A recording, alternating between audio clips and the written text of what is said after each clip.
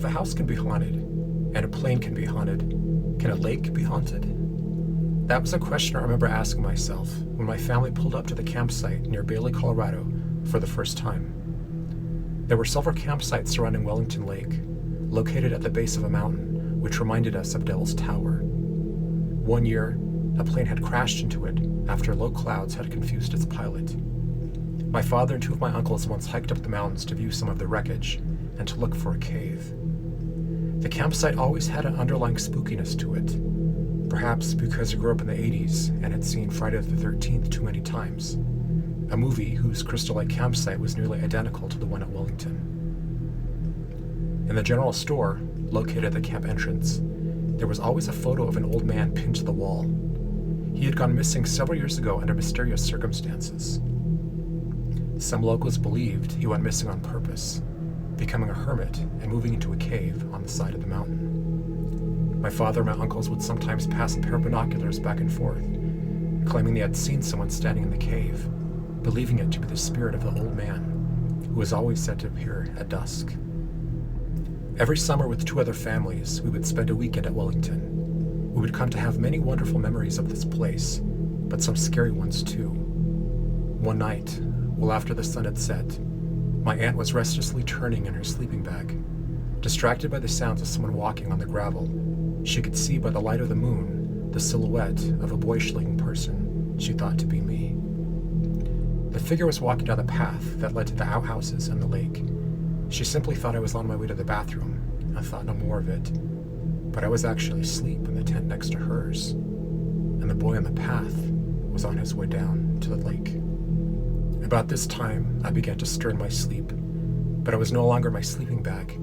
I was walking along the gravel down to the lake. At least I thought I was. Inside the tent I shared with my mother, father, and sister, I was actually walking along the edges of the tent, bouncing backward every time I hit one of its soft nylon walls. And yet I could feel the icy water rising up over my ankles, my knees, my torso, and finally up over my head. And that's when I began to panic. I tried to scream, but every scream only brought more mouthfuls of water. I was drowning, and no one knew where I was. My screams were heard, however, by everyone at the campsite. Primal and terrifying, the screams began to wake everyone up as lights began to blink on in the darkness around the lake. Though I was still sinking into oblivion, clawing for the water surface, feeling a roaring in my head, understanding I was dying. My parents were finally able to shake me out of whatever was happening to me, calming me down enough to put me back to sleep. But the next day, I sat withdrawn and sullen, unable to go back to the lake. From then on, I would suffer from thalassophobia, a fear of large bodies of water. I begged my parents to take me home, so they did. Then a week after we returned home, it was revealed on the news that a boy matching my description had drowned at Wellington. His name was Michael, and he continued to visit me for weeks afterward in my dream time, lying next to me in bed, his skin cold and dripping wet. I never did find out what this experience was all about.